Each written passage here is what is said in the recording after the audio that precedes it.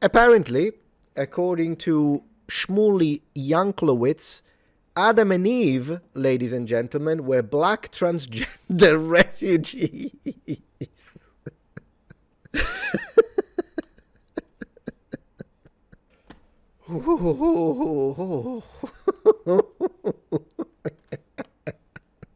Oh my gosh, I'm getting a cramp. So this happened. Let me tell you more about this. But I told you that today was gonna be an insane stream, and if you think we're just scratching the surface. This is from the blog. In fact, I investigated this because I'm like, no way, this gotta be a troll. This is gotta be a troll. So I started looking into this, and I noticed that like on LinkedIn, if you're looking for employment, I guess it's good to ask if Eve was a clone, specifically transgender. And it's a reverend something, PhD, because PhD literally these days means you're a qualified propagandist. Anyways, I noticed, man, strange, there's more than one person talking about this. I wonder. And then you go to r/Christianity. Was Eve not transgender? ? What I noticed is that most likely this Shmuley sir, he posts on this place called The Times of Israel. And PhD is a red flag. Yeah, tell me about it. Anyways, we'll talk about it. So anyways, I noticed that he has a lot of posts. I think he's Jewish, the person, so it's real. But I cannot find, see, I put it here, but if you click, it doesn't appear. So he took it down, but I found it. Definitely Jewish because he removed the O. It's here. It's the exact same thing. So if you notice, we're going to read it now a little bit. And if you notice, it starts, when the world was created, darkness and light were incomprehensible concepts, right? Boom. When the world was created, darkness and light were incomprehensible concepts. So it's this. I found it. So, what is this person's case to say that Adam and Eve were black transgender refugees? How about we have a look? When the world was created, darkness and light were incomprehensible concepts. The separation between elements, sky and water, soul and sinew were not yet formed from the void. Correct? And of course, he says water because that's how, of course, the water's above, right? The sky, fine. When God finally created the human on the sixth day, the assumption for most students of the Bible is that man was created first, and from him, woman was created. Yeah, that's what the Bible says.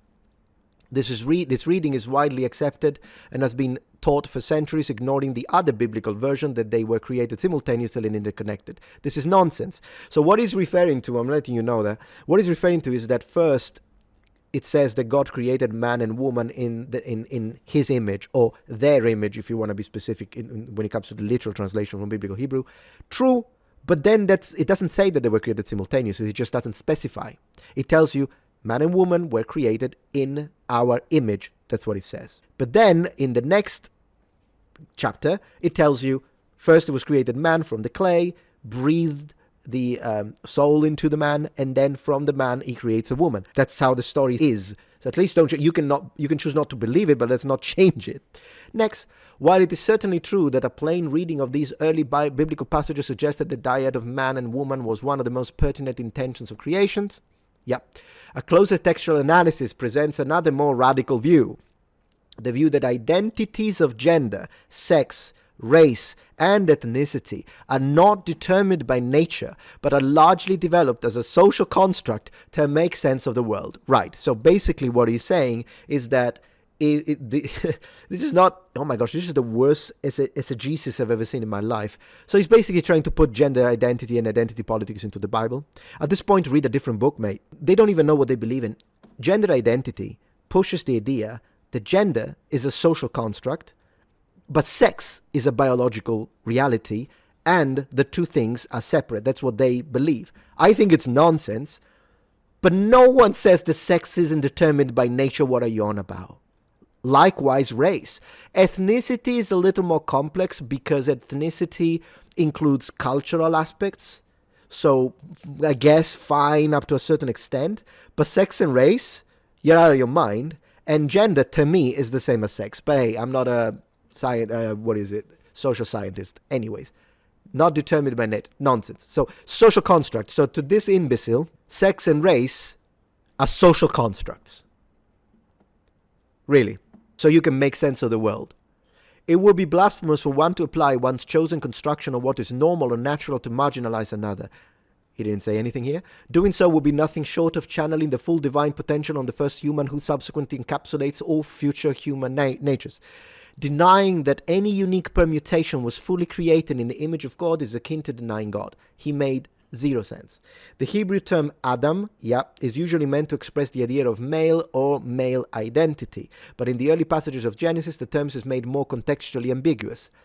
Right, well, it's with the article, by the way, for those who haven't read it in Hebrew, it's the Adam, which is why, in my opinion, if you really want to go into exegesis at this point, rather than seeing it as a proper name, it could be the name of the species. He's the first one, and it could be the name of the entire species. So we are all Adamites, kind of Homo sapiens sapiens. That could be a way to interpret it. But whatever. To wit, Adam can be discerned as embodying a singular personal concept, a universal one. Through this would seem contradictory prima facie. There is a relevant, though hidden teaching embedded in the passage, namely the harmonization of seemingly contradictory creation of humanity as a sign of divine work in which all people of equal status. Okay, but this has nothing to do with transgender. Thus, Adam and Eve are not only the first human beings, but also the archetypal configurations for all of humanity. The social consciousness lessons that emerge from the brief time we come to know these two figures in the Bible is staggering indeed, as it can be seen from our contemporary perspective. Oh, there we go. Freudian slip, ladies and gentlemen. Sorry I made it too small. From our contemporary perspective, now we know what this is. All descendants came from Adam and Eve, thus also all descendants were contained within them.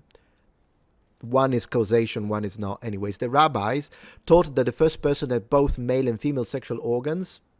Yeah, I don't believe that. This diversity of human teaches us how complexly rounded Adam and Eve were when they were united as one being. The first human being was black and white, gay and straight, male and female, a citizen of the Garden of Eden and a stateless refugee from the garden made from heaven and from earth. Now this, to me, sounds blasphemous. But hey, that's just me. I'm just saying, though, you can believe whatever you want, but it's not in the text. Each of us, in our own uniqueness, can find ourselves within the first person, and okay.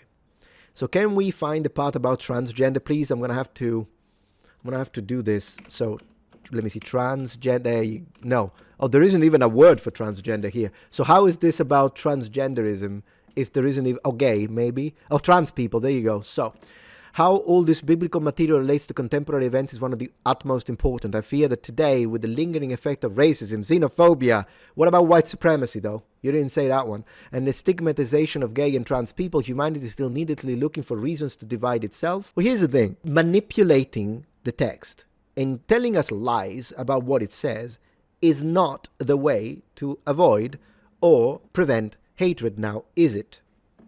I'm trying to see if there is anywhere else where it makes any sense, because here's the thing. What they're saying, and I read the other ones as well, just to kind of give you a too long didn't read situation. What they're saying is, well, you've got Adam, and then God takes the, what do you call it in English, the rib, and creates Eve from the rib, so Eve is transgender. That's it. That's the idea. That doesn't work, though, because first and foremost, and I have to be specific about this because they never tell you what's in the book. There is no apple in the Bible. There is a fruit, but we are not told what it is.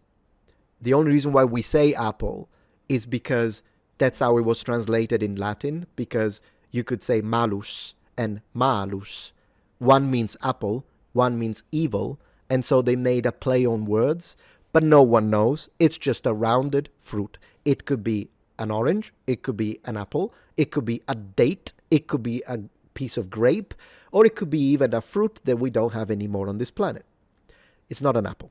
I mean, it could be an apple, but we don't know. It doesn't say. Likewise, it doesn't necessarily, I know some people will disagree with me, but I believe this. I don't think it's a rib, if we are really going to go into this. I personally don't believe it's a rib. You can disagree with me. In fact, tell me in the comments. But for me, it literally just says they took something from lateral side of the body, and it was kind of rounded. My opinion, just my opinion, so feel free to disagree, I think it was taken from the iliac crest rather than the rib. But even if it was, Let's say that I'm wrong and in fact was the rib. Let me tell you why it's impossible. Even if you want to look at it as it sounds like cloning, I get it. I mean, at the end of the day, Adam was put into a very deep sleep, which does sound like what we do before our surgical things like anesthesia.